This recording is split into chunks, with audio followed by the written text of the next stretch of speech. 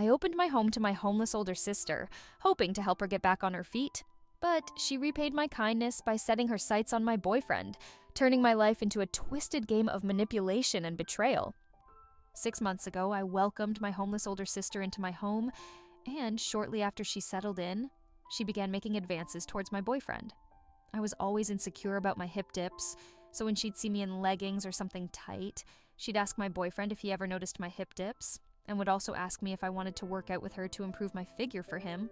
When she saw that she got no reaction from him, she started lounging around in short shorts, and sometimes even bikinis if he was around, and I confronted her. Right after she finished talking about how she blew this guy's mind one time, I told her to stop it. She played dumb, but I confronted her, stating that she was aware of her actions and their effect on my boyfriend and me. I expressed my desire not to have my home feel like a storage space, urging her to stop. She retorted, claiming ignorance about my concerns, and suggested that if bikinis were the issue, then perhaps my insecurities were to blame. She questioned why she would pursue her sister's boyfriend, especially when her sister was the one who supported her when no one else did. Her arguments seemed logical, prompting me to reconsider. Why indeed would she do that? So I let the matter go. Yet days later, she continued to wear revealing attire at home. One day, when she knew my boyfriend Matt was working from home, she threw on a bikini as an outfit. We didn't own a pool. She lounged around the house all day, trying to show off her body. She would bend over in weird positions to get things out of the fridge. Then she started vacuuming and cleaning up the living room where Matt was working. She brushed past him a few times, claiming she was trying to clean, then apologizing with a wink. I knew all of this because Matt told me when I got home. That night, I saw her take off her bikini and throw on an oversized shirt to go to bed. I knew then that she wasn't wearing those clothes for comfort like she had claimed before. I didn't want to start an argument with her, so I left it alone. As the weeks progressed, Savannah got worse. She decided that she would start doing yoga, but only when she saw Matt was home. She would put on the most revealing, tight romper and head to the living room.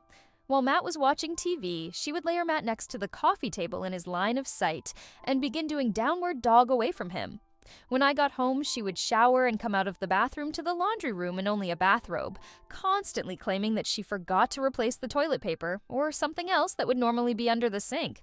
She always asked Matt for help with reaching items in the laundry room, claiming she was too short for the top shelf.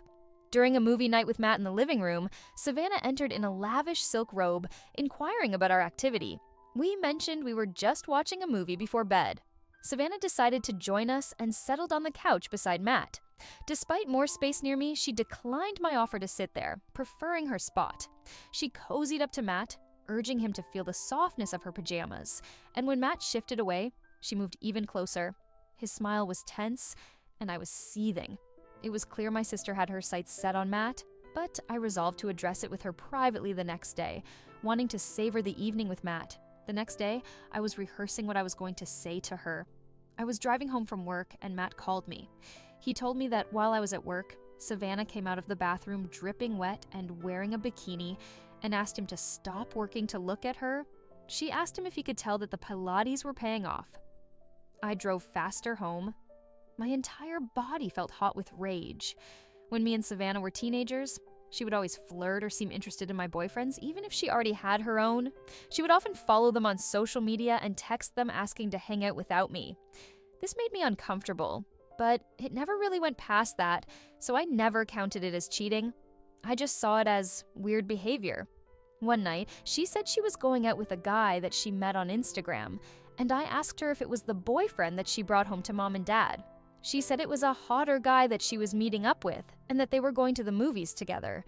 Later, I found out it was my crush at the time, and it was no hiding it. Everyone knew I was interested in him except for him. So when I confronted her about hanging out with my crush, she said she never knew I was interested in him and that I could still go for him. She then told me that they already hooked up. My 15-year-old heart was shattered.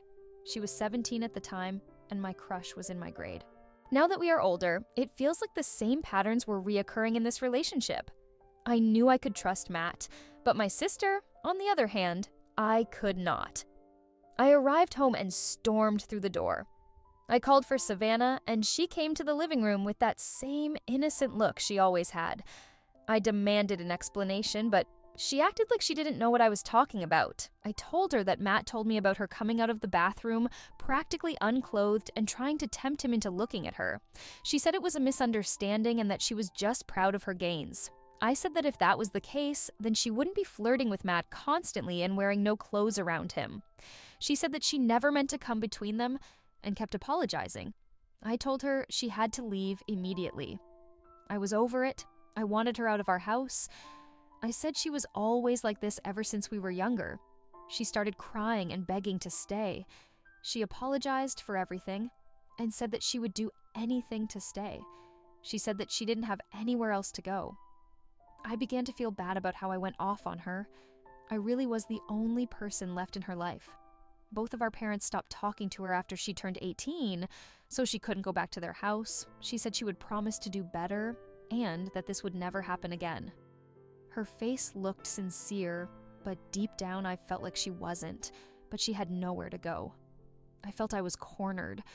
I agreed that she could stay under the condition that she would stop wearing bikinis in the house and keep some distance between her and Matt. She quickly agreed and thanked me over and over. She ran up to me and hugged me tightly. I agreed that she could stay, but I knew the trust between us was gone. Things went well for the next few weeks. Savannah kept her distance from Matt. She started coming out of her room, fully clothed. I started feeling relieved, and I felt our relationship was going great. I still did not fully trust her and knew I probably never would again, but I finally felt safe in my own home while she was around.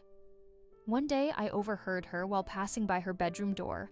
She was on the phone with one of her friends and said that Matt was so fine, and that when she was finally getting close to him, I threatened to kick her out. I couldn't believe what she was saying, and I didn't want her to feel like I was eavesdropping. I left it alone, and Savannah began wearing skimpy clothes again, slowly but surely. One day, she pulled her usual laundry room trick and was walking around in a towel until she saw Matt and asked him for help reaching for something yet again. After he passed it to her, she dropped her towel right in front of him. She scurried to pick it up and fell onto him. He instantly called for me and left the room to tell me what happened. When I got in the room, she apologized and said it was a complete accident and meant no harm in it. I was furious and told her to quit acting like a whore. She started crying again, saying that she didn't mean to drop her towel and only wanted hand soap. I stormed out of the room because if I stayed a second longer, that would have been the end of Savannah. Matt came into our room to calm me down, and I was reminded of how grateful I was for him. He said he was sorry for what I was going through with my sister, and said he knew how torn I must feel about her being there. He reassured me that he didn't want anyone else but me, and that I didn't have to worry about him falling for her games. That conversation with him made me feel a little bit better about the situation, but I knew I needed a plan to get Savannah out of my house quickly. That night, I asked Matt to go get me some water, and when I realized he was gone for a longer time than I expected, I got out of bed to go see what was taking so long. To no surprise, Savannah was in the kitchen making a late-night snack, wearing lingerie, and trying to talk to Matt.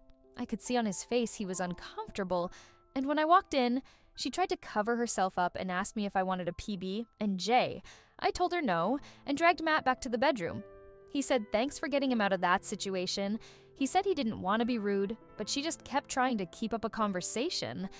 I said I didn't blame him for trying to be cordial, and we went to bed. The next week while I was at work, I got a call from Matt.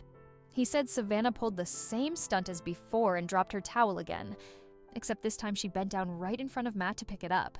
She then joked that since he had seen her naked, it'd only be fair if he returned the favor. I was ticked off. I told him that I was on the way. I told my boss that I had to leave for a family emergency, and she said she understood. I drove home, flying like a bat out of hell. I could feel my blood pressure rising. I couldn't believe she would cry crocodile tears just to try to steal my boyfriend again. I regretted letting her in my house, and this was the last straw. As I was driving home, I got another call from Matt. I heard Savannah on the other end begging him not to tell me and crying. If she thought that act would work again, she had another thing coming. I told him that I was in the driveway and that she needed to pack up her stuff now. She was hollering and accusing Matt of wanting her. I hung up the phone and stormed inside. The first thing she said was Matt was lying to me and that he talked about leaving me for her. But I trusted Matt. I told her to get out of my house immediately. I knew her true intentions now.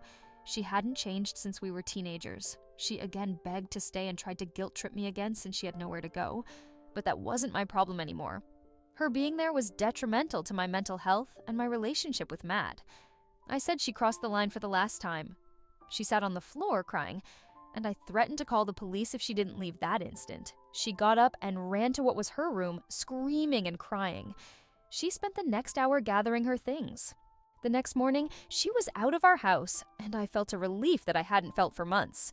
Me and Matt were finally the only ones in our house now, and I no longer had to worry about that snake Savannah. Life went back to normal. I was working. Matt was working. We enjoyed dates with each other, alone. Then 2 weeks later, Savannah called me from no caller ID, asking for another chance, and apologized for everything she'd done. She said that she's changed and wants to fix the relationship between us. I said that our relationship would never go back to how it was before, and when she noticed this wasn't working on me, she started talking about how she had to move to a shelter and couldn't find a job. I told her that was the decision she made and told her to never call me again. She screamed, "Wait, what?" I said not wanting to speak any longer.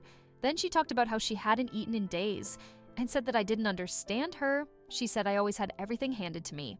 I always had hot boyfriends, and mom and dad always favored me because I had better grades. She said that I was the golden child and that life wasn't fair for her, then told me to look at how she was living and then look at how I was living. She said that she was the older sister who didn't have a car, a home, or money to eat, and asked if I would be selfish enough to take away the last person close to her. I sat silent on the phone, and she demanded I say something to her. I said not to call my phone again and hung up. After that call, I blocked her number. A few days later, Matt and I got a letter in the mail. It was from Savannah. She wrote about how sorry she was for everything, how she didn't mean to come between us, and how she felt lost and desperate. She pleaded with me to give her another chance, saying she had nowhere else to turn. But at that point, I was done. I had given her too many chances, and she had proven time and again that she couldn't be trusted. Matt supported me in my decision, and we both agreed that it was best to cut ties with her. We wanted to focus on our relationship without any more drama or interference. I didn't respond to the letter, and we continued with our lives. Weeks turned into months, and eventually, I stopped hearing from Savannah altogether. I hoped that she had found some stability in her life and that she was getting the help she needed. But I knew that I had made the right decision for myself and for my relationship with Matt. I couldn't keep enabling her toxic behavior, and I deserved to have peace in my own home. In the end, Matt and I grew even closer through the ordeal. We learned to communicate better and support each other more. The experience with Savannah, as painful as it was, made our relationship stronger. We knew that we could face any challenge together, as long as we were honest and supportive of each other. Looking back, I don't regret helping my sister when she was in need. But I also don't regret setting boundaries when she crossed the line. Sometimes, you have to protect your own peace, even if it means making tough decisions about the people you care about. Commentary time. What an emotionally intense journey OP went through with her sister. This story illustrates the challenges of balancing compassion for family with the need to protect one's own mental and emotional well-being. OP opened her home to her sister, hoping to help her get back on her feet. But unfortunately, her sister crossed every boundary imaginable, from blatantly inappropriate behavior around OP's boyfriend, Matt, to outright manipulation and deceit. Her sister's actions were deeply hurtful and disrespectful.